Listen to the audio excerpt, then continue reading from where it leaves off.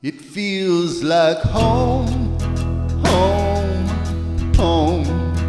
It feels like home, home, home. It feels like home.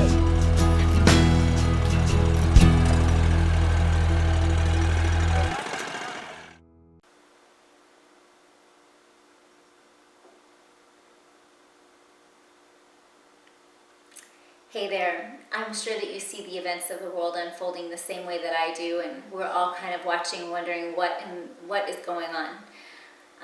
As we watch all of the events in the world unfold, it becomes clear that we are living in unprecedented times. And I say that to my kids all the time. These are unprecedented times. They're so sick of hearing that this is unprecedented that they can't even take that in, because there are so many things that are happening that have not happened before. And in the midst of all that, it can be easy to get full of anxiety about what we need to be doing, how we need to be preparing, how we should be saving or paying off debt, or any of those things come to mind. And the truth is, all of those things are a heavy burden on us. And what we really need, what I really need, is to focus my attention on the Lord Jesus. And so every single day, my boys and I try to make time to read from the one-year Bible. We're reading through right now the book of Jeremiah. And today's reading is from Jeremiah 44 through 47. If you wanted to go and check that out, it's really interesting. And also from 2 Timothy 2 and 3 and Psalm 94. Those are all really good places to start. And if you haven't read through the book of Esther recently, I think that's a really good and timely place to be reading as well, because we here in the United States live in relative peace and safety. And so we can think that all of these things going on around us will not affect us. But God says, how do you know that you have not come into the palace, into this place of wealth and prosperity for such a time as this? God is on his throne. He is sovereign, and he sees all the things that are happening. And so I remind myself of this so that I'm not afraid, so that I know that when I misstep or make mistakes, or even like last night, left all of our freezer door undone, and I have a bunch of stuff that now I have to can. So that's what I'm going to show you today. But even in our mess ups, God is there. He redeems all things, and he can make a way where it seems like there is no way. So Jesus says, come to me, all you who are weary and heavily laden, and I will give you rest. And so that's really what I think we all need most of all, is someone to give us rest, someone to rescue us out of this time that we're in. And keeping our eyes fixed on him actually gives us a sense of peace and purpose in the midst of all the chaos that's going on. So I hope that you can find that in Scripture or in your own personal relationship with him. So anyway, let's get to canning. I've got a whole bunch of stuff that needs to get in the canner, and it takes about 90 minutes to process, so I better get going.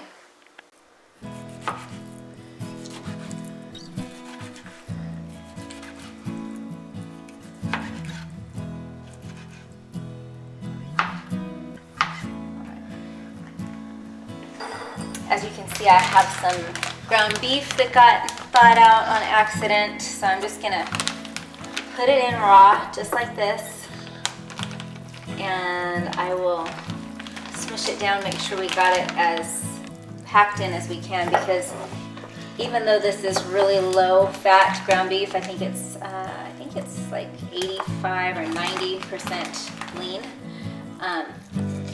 Even so, it will still have a lot of fat that makes lots of juice, so you want to make sure that it's really tightly packed in there. So with the ground beef, I'm using the wide mouth jars because I want to be able to get it out at the end. It's difficult to get it out of a narrow jar like that. But time is of the essence with all of these things, because it's all still very, very cold, but it did get thawed out, so I don't want to refreeze it and put it back in the freezer. Such a drag. There was like a little extra plastic piece or something that was, it's a brand new freezer, so I wasn't sure what the extra plastic piece was for, but I didn't realize it was in the way of the door, and it kept it from freezing entirely last night. So now I need to package all this stuff up before it goes bad. And one of the things that was down there is one of my son's favorite things, and it's tilapia, so that's what we'll have for dinner tonight. All of these things are they're so good. It would be a shame for any of them to go to waste. So the only way to preserve meat though is with a pressure canner. So if you don't have a pressure canner, I really recommend looking and trying to get one. Mine is very old, but it works really well. Even so, it is an all-American pressure canner, and I don't think I could recommend one more highly. It's really great.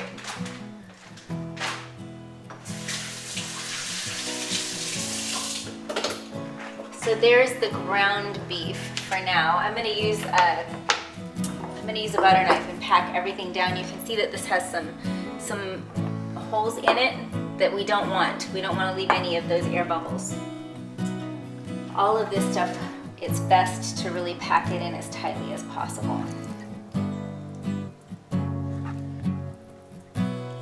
So this is just London broil, and normally I use that on the barbecue. We put some beef tenderizer on it and then marinate it in like a teriyaki sauce and then cut it really thin right off the barbecue. But I'm hoping that this will do for some beef stir fry.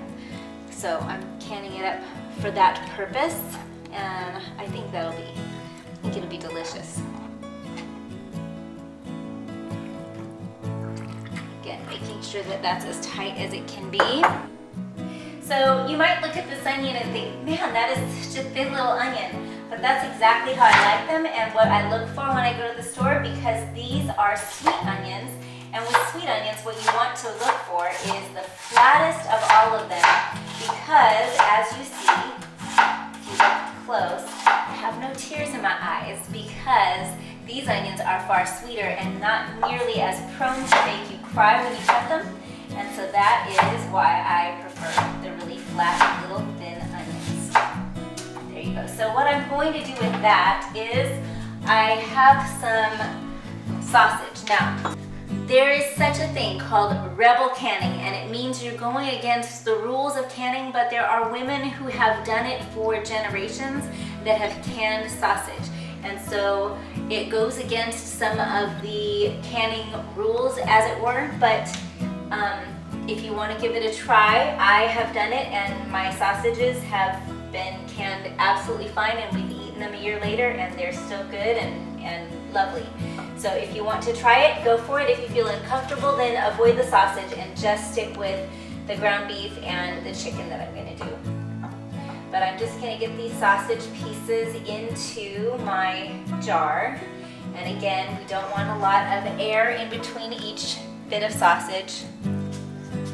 So I'm going to use my hand. I have really small hands, so I can get my hand all the way in there and just smash it down. But if you don't have really small hands, maybe you have a child that could help, or maybe you just need to use a fork or a spoon or a knife to do that.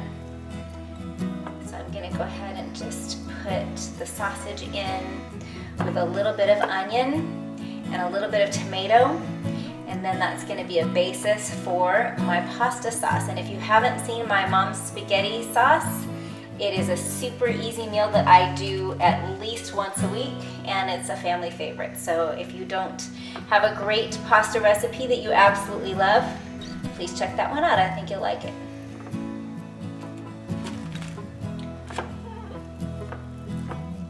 Down nice and tightly. Down. So each jar, these are quart-sized jars, and my canner will hold 7 quart-sized jars. So I'm doing these in quart-sized jars, and each one of these is a full meal's worth for our family of 6. So all of these jars hold a whole meal, and it's a very convenient meal. This saves the time of thawing out the meat, cooking the meat. At least the meat part is already done. So for this, it's going to be an already done sauce, really. All right, so there I have all of the sausage, just like that. So I'm gonna put in some of this onion, just like that. And about half of this rotel, and the other half I will put in something else.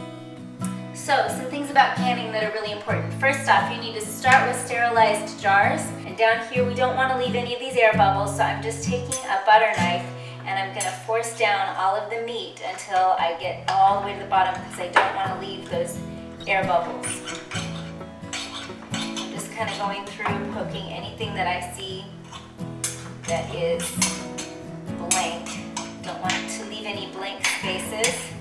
The next thing that you want to have on hand is some apple cider vinegar. Apple cider vinegar is what we're going to use to clean these top rims. So I'm just going to get all of the air bubbles out of all these. Very thorough, but remember that you're like preparing meals way in advance. So it's like making multiple dinners all at once. And instead of doing freezer cooking, you're doing all of the cooking and everything ahead of time. Now I'm going to cut up some of the chicken, which sadly also got thawed out. But all of this is still very, very cold. Obviously, if it had really gotten completely thawed, you can't use it. But because this is all still very cold meat, I'm gonna go ahead and preserve this. So I cut off any extra fat because I don't need to preserve that. So for the chicken, I literally just cut the chicken breasts into 2 pieces, and I'm gonna try and do 3 breasts per jar, which is about what we eat, like I said, for a family of 6, and I have 3 boys that are all growing, and so that's a lot of meat. It might be, if you do a quart size for your family, it might be 2 meals. Lucky you. But for us, that is going to be 1 meal here. Again, you want to make sure that they're packed in tight. And we'll fit that one more just right. So let's see how that looks. Oh, that was easy. After these messages, we'll be right back. Another moment of hand washing. And here we go again. Here we go again. It's hand washing and hand washing and hand washing. You can't get too much hand washing in your can. So I'm going to boil a little bit of water. I'm just gonna boil some up. We don't need this sink. Sink looks horrible. Hey guys, check out this thing. It's amazing right now, doesn't it? We'll just have to do some editing. It's okay. Of course, we're gonna boil it in the microwave. My gosh.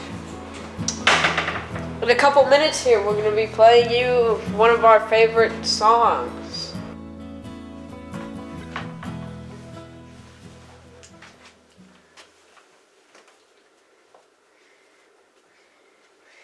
Three, 2, 1.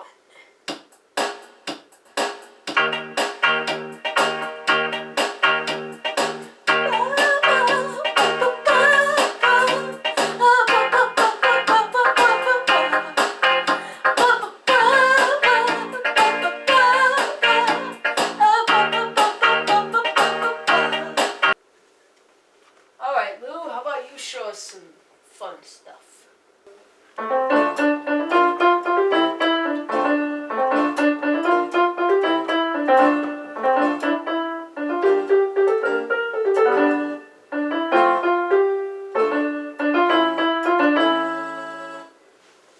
Guys, I'm going to show you something awesome.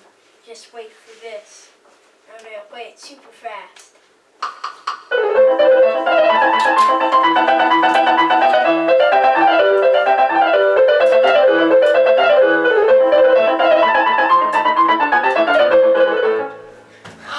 Oh God! So the Ball Book of Canning is really the benchmark of canning safety, and it has all the instructions for how to pressure can meat. But this is how we do it and how I feel comfortable doing it. So we went ahead and did the sausage, which is not kosher as far as they're concerned. But what I do for all of the canning things that I have, I'm going to take some apple cider vinegar on my cloth here, and I'm going to go around each rim and make sure of 2 things: that I've wiped off any bit of meat or meat juice or fat that could have collected on the rim, and also I'm feeling for any kind of roughness. if there's a chip in the lid or anything, or in the rim at all, you want to make sure and get rid of that jar because it won't seal. You could use it for some other purpose, but not for pressure canning. All right, so now I'm ready for my warm lids, and these are the wide mouth. Go here, and like I said, I did the wide mouth for the meat because that's the hardest to get out. And you only want to go finger tight. So you don't want to really crank it on there, you just want to go as tight as your fingers will easily take it. Definitely don't want to get my son John in here and have him crank it down for me. Though sometimes I have to get him to take them off. So go ahead and stick those all on there.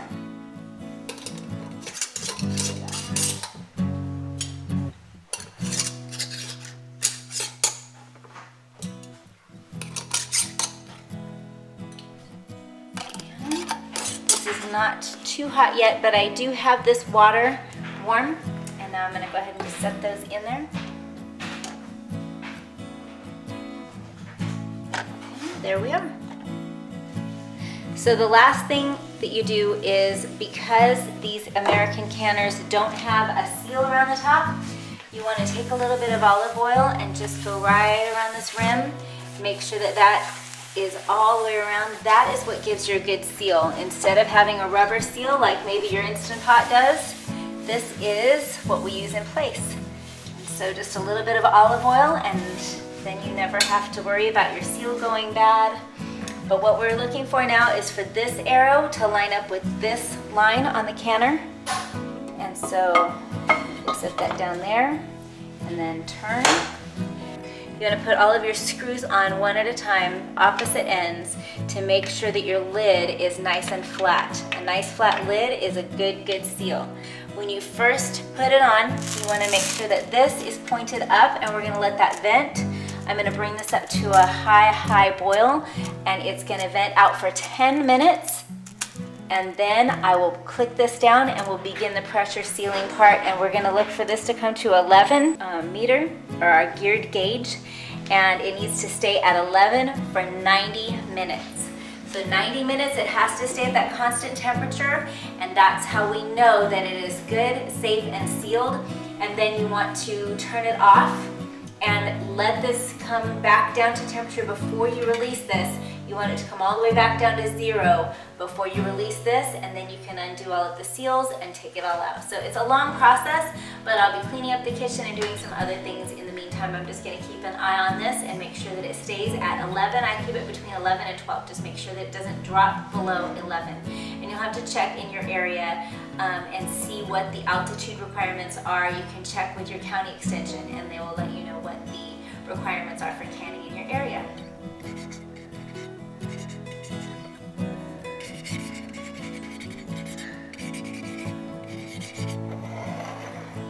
So this right here is our London broil, and they all sealed well. So there's no band, and when you have something sealed and it's truly sealed well and canned well, you should be able to take it without its ring and be able to turn it upside down, and it holds, and it should be, really secure, really secure. It should take a lot of effort to get those off. So there you go. So I've got my ground beef, 2 ground beefs, the London broil, the chicken with tomatoes for some kind of a Mexican meal. The chicken breast is probably going to go into a chicken pot pie, and then my sausage for pasta or for some kind of a sausage soup. So there they are, all finished, all ready to go. They look good. They're all sealed, all super tight. You want to be able to take them and turn them upside down like I said.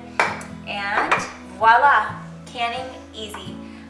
Just make sure that you check with your local extension and see what how many pounds of pressure your area needs in order to seal. Anyway, I hope that helps, and I hope you're having a great day, and I will see you soon. And don't forget to like, subscribe, and please share. Thanks.